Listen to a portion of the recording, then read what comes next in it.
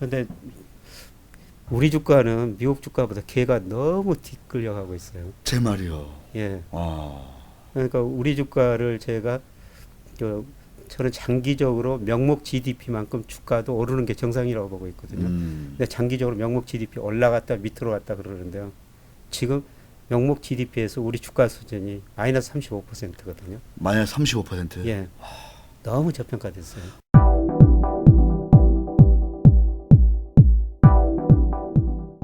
현대차 예. 뭐 블루칩인데 PBR 말씀하셨으니까 0.3이 지금 안 돼요. 이게 지금 다른 나라에서 이런 일이 가능할지 어떨지 저는 참 의아하거든요. 저는 뭐 이런 나라 거의 본 적이 없습니다.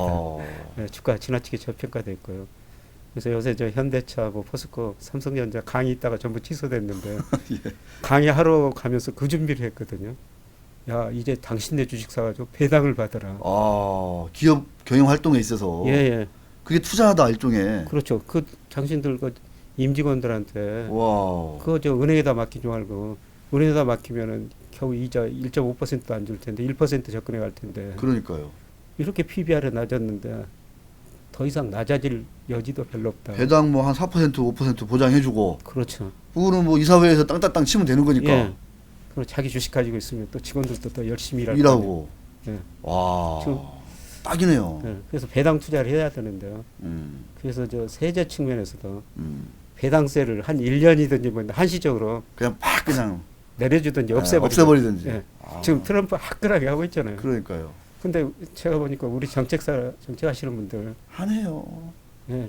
뭐 미 연준 금리 느닷없이 1%포인트 내리고 그러는 그러면 마지못해 뒤따라서 하고요. 뒤따라서 뒤따라서 50bp 내리고.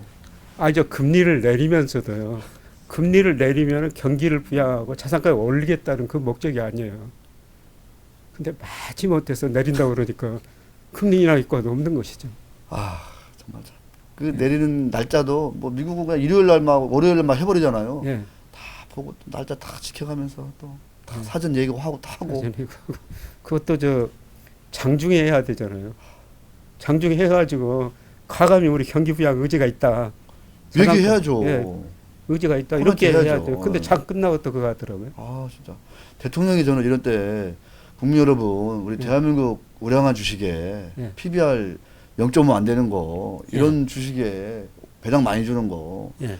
1년 이상 2년 이상 투자하십시오. 제가 예. 밀어드리겠습니다. 이런 거 해야 되는 거 아니에요? 해야 돼요. 아, 지금은 그 문 대통령이 생각하지 못한 정책을 내라 그러는데 지금 안 나오고 있잖아요. 안 나오죠. 지금 그런 시점이거든요. 음, 그러니까 예를 들어 가지고 연준이 지금 저 이제 회사채까지 매입한다고 그러지 않습니까? 맞아요. 지금 일본 중앙은행, 영국 중앙은행 회사채 매입하거든요.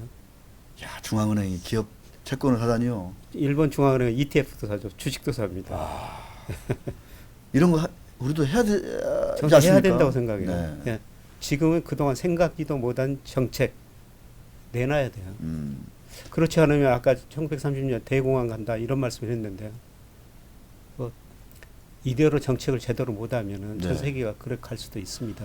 그때는 사실은 대공황 일시적으로 왔지만 예. 인구 성장도 많고 예. 여러 가지 카드가 있었잖아요. 예. 근데 대공황 때 어떤 뭐 일화가 있으면 제가 버냉키 전 연준 의장이 쓴 경제 언론을 학생들을 가르치고 있거든요. 아 버냉키 책으로 가르치세요? 예, 거기 보면은 신발 공장 이야기가 나와요. 어, 할머니하고 손자하고 대화를 합니다. 할머니가 1930년대 29년 대공황 때는 아버지가 아들 딸한테 신발 한 컬레를 사준 게 소원이었단다. 아, 그러거든요. 그러니까 저 손자가 할머니한테 왜 못 사줬는데 아버지가 해고 다녔단다. 아버지가 어떤 직장에 다니셨는데요? 신발 공장에 다녔다. 와, 그러니까 지금 이대로 놔두면 그렇게 갈 수가 갈 수 있다는 거죠. 있죠. 충분히 있죠. 그러니까 신발 공장에 돈을 주든지 신발을 살 수 있도록 있도록 네 그 저 근로자한테 돈을 주든지 주든지. 지금 이런 저 가감 그래서 트럼프가 뭐 $1,000 가지고 부족할 텐데요. 네 1,000달러 국민들한테 주겠다. 그다음에 연준은 회사채까지 사겠다. 사주겠다. 이런 가감한 발상이 지금 그냥 필요한 시기거든요. 돈을 주겠다는 거 아니에요, 그냥 예, 예. 기업들과 국민들한테. 예. 대단합니다. 근데 이런 이야기가 나오면은 또 재정 적자 문제가 나오는데요. 우리는 좀 덜 부담스럽죠. GDP의 41%거든요. 네.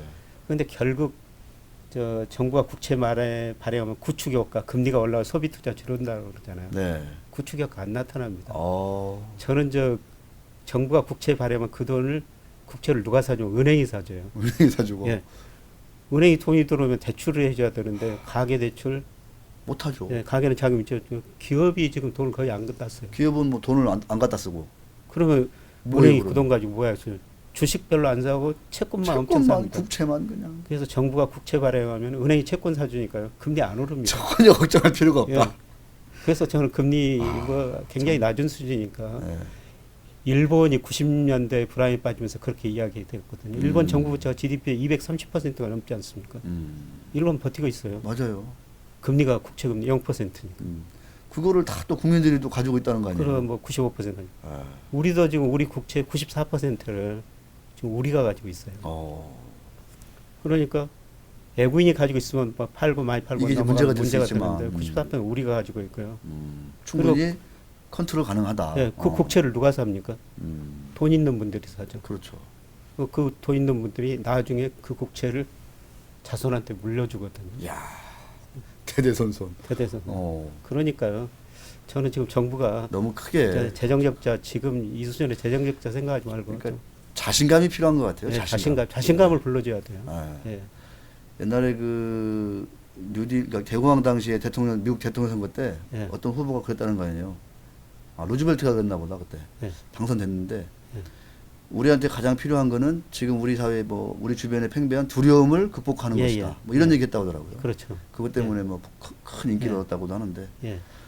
그 교수님 이제 말씀 듣다 보면 이제는 이제 미국 그러니까 골드만삭스의 그런 참 그 엄청난 숫자들이 뭐 어느 정도 좀 충분히 받아들일 수 있는 숫자다 이런 생각 예. 들고 미국 시장도 불과 한 달 만에 이제 버블의 영역에서 지금 예, 디스카운트 할인의 영역으로 들어가 예, 버렸다 예. 이런 생각 이런 것도 이제 우리가 정리할 수 있을 것 같고 우리 시장은 근해 시장보다 훨씬 더 저평가돼 있다. 예, 맞습니다. 그래서 기업들이 애써 골머리 쥐어짜고 뭐 투자를 어떻게 할지 경기가 안 좋은데 불황인데 투자 얼마나 이런 거 할 필요도 없이 예.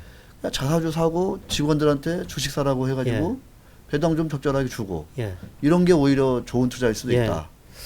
최근 저 2월 17일 이후로 외국인들이 한 14조 원 정도 팔았더라고요. 네. 근데 그걸 우리 개인들이 지금 다 받아갔잖아요. 다 받아주고 저는 이거 참 우리 미래를 위해 가지고 예를 들어 삼성전자가 야. 배당을 주면은 좀 절반 이상은 해외로 나가지 않습니까? 그것 때문에 맨날 뭐 외국인 배만 불린다고 욕을 했잖아요. 이제는 예. 맞아요. 그 배당을 우리가 받아가지고 네. 그 돈 가지고 삼성전자 뭐 현대차 뭐 물건 사주면은 좋잖아요. 서로 좋잖아요. 네. 우리 저 강상구 PD도 이런 생각에는 저랑 아주 그 뜻을 같이 하고 있습니다. 그죠? 예. 어. 예. 아주 저 믿음직하게 생겼죠. 아주 일을 잘하실 것 같아요. 우리 뭐 그 교수님께서 우리 시청자분들께 올해 그 꼭 이거 하나만은 좀 그 어떤 그 재테크 하는 데 있어서 이거 하나만은 좀 이렇게 마음 중심에 담아두고 갔으면 좋겠다. 이런 거 있으면 팁을 좀 하나 주십시오. 장기적으로 보면은 경제는 성장하고 우리 GDP도 늘어났고 1인당 국민소득도 늘어났거든요. 우리나라 경제도 장기적으로 보면 성장을 하겠죠. 성장을 하죠. 네. 예. 이제 성장률이 좀 둔화될 뿐이지 성장을 합니다. 근데 우리 저 1인당 국민소득 보면은 $10,000 돌파하고 97년 애한위기가 겪었고요. 맞아요. 그 다음에 $20,000 돌파하고 2008년 글로벌 금융위기가 줄어들었어요. 그렇구나. 그 다음에 $30,000 돌파하고 지금 진통의 시기라고 보시면 됩니다. 이거 증가하거든요. 그러니까 이럴 때일수록 지금 우리 주식 얼마나 싸졌습니까? 그러니까 제가 저 주변에서 부자들을 보니까 부자들은 용기가 있더라고요. 이럴 때 또 레버리지까지 이렇게 해요. 지금 레버리지 이렇게 해서 제가 그런 말씀을 드리기는 그런 건데 그만큼 우리 주식이 싸졌고요. 주식 부자 중에 레버리지 안 썼던 양반들이 거의 없죠. 예, 그렇습니다. 주변에 보면. 그런데 그 기회가 저는 단기적으로 5, 6월 달 정도 오리라고 보고 있거든요. 예, 그리고 또 올랐다가 조금 조정을 거치면 장기적으로는 아까 우리 주가가 GDP 대비 35% 가소평가됐다. 네. 언젠가는 거기에 접근하거든요. 단지 이제 시간 문제, 시간하고 싸움이라는 거죠. 예. 그래서 알겠습니다. 4월 말에 다시 한번 우리 이 유튜브에서 우리 교수님 한번 모시고 5, 6월 전략을 그때 한번 정리해 보는 게 좋을 것 같습니다. 오늘 바쁘신데 너무너무 말씀 고맙습니다. 불러주셔서 고맙습니다. 네, 수고하셨습니다.